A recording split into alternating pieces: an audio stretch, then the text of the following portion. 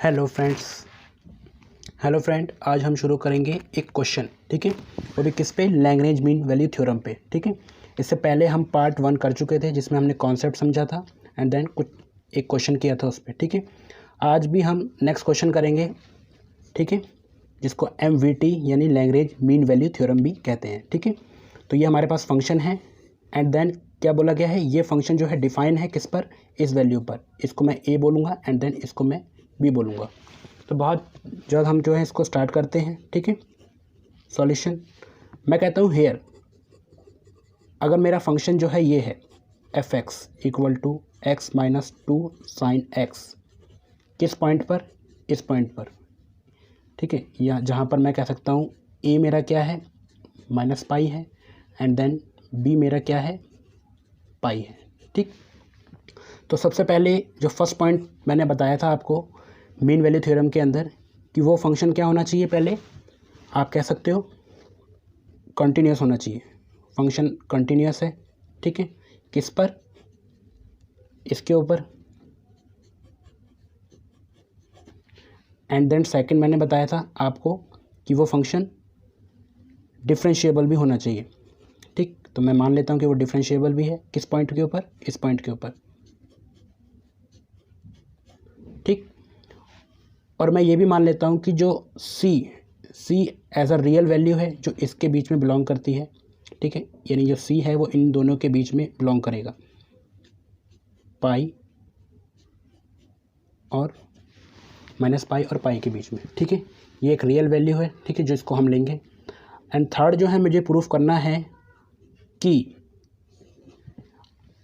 ये कंडीशन मैंने बोला कि ये प्रूफ होती है, तो मैं ये कहूँगा कि अगर ये प्रूफ होती है, जो इस कंडीशन को मैं प्रूफ करूँगा तो कैसे करूँगा? मीन वैल्यू थ्योरम मैं इसमें लगाऊंगा। तो क्या है, फंक्शन करेंगे किसका?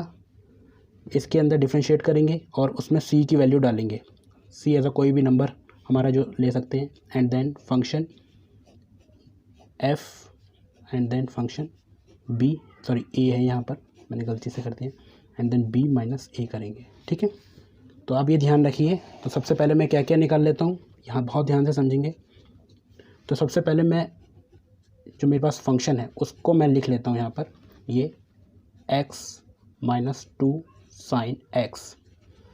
अगर मैं इसका डिफरेंशिएट करता हूँ तो क्या होगा? तो यहाँ पर 1 हो जाएगा एंड देन माइनस 2 और ये हो जाएगा cos x। ठीक, एंड देन अगर मैं इस फंक्शन के अंदर इसको C डाल देता हूँ, ठीक, तो क्या होगा? 1 माइनस 2 cos और x की जगह क्या हो जाएगा? C हो जाएगा। ठीक है, ये सिंपल था। ठीक, तो मैंने निकाल लिया एंड देन FB निकालूंगा। जब FB निकालूंगा तो क्या करना पड़ेगा मुझे?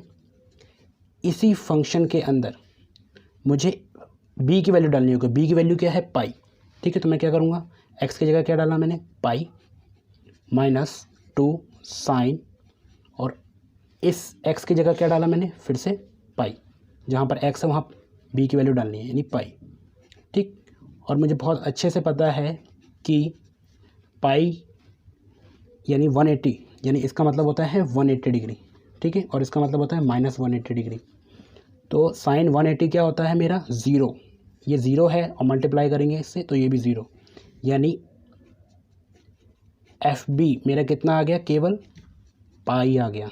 ठीक है, यहाँ मैंने सिंपल में लिख लिया। अब मैं क्या करूँगा?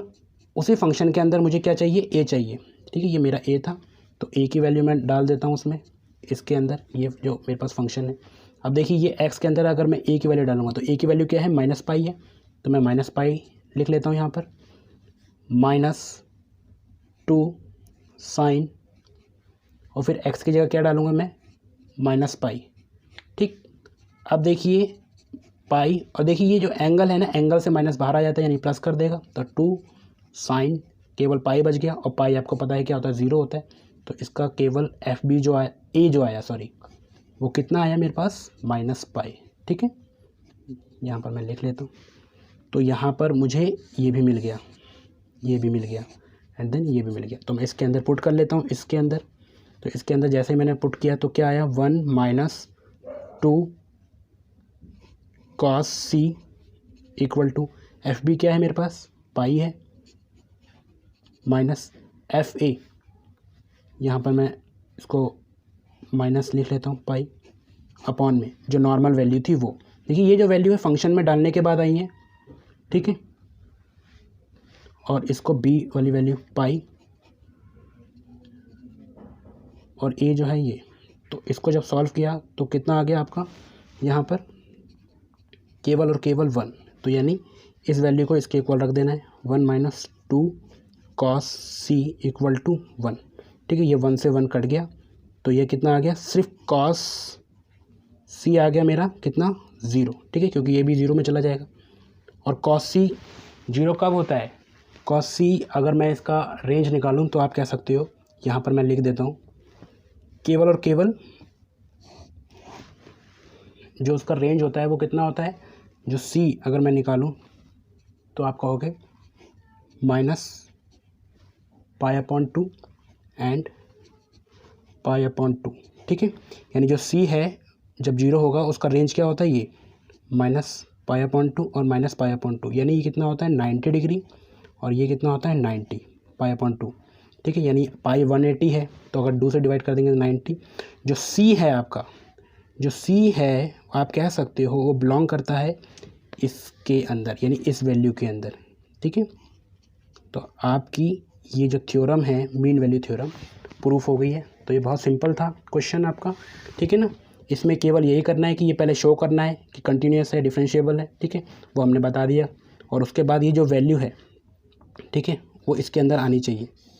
तो इसके जो हमने मीन वैल्यू थ्योरम लगा दी हमने, मीन वैल्यू यानी लैग्रेंज मीन वैल्यू थ्योरम, ठीक है। एफ सी हमने निकाला, कैसे निकाला, यानी फंक्शन को डिफरेंशिएट करके सी डाला, ठीक है, और सी जो है मेरे पास एक रियल नंबर आप कह सकते हो, ठीक है। और उसके बाद ये हमने किया है, ठीक है, एफ बी हमने निकाला था, पाई डाला था, फिर एफ ए निकाला था जो कि वैल्यू आई थी। जब इसको सॉल्व करा तो कितना आया 1, जिसको हमने किसके इक्वल रख दिया, इसके इक्वल, ठीक है।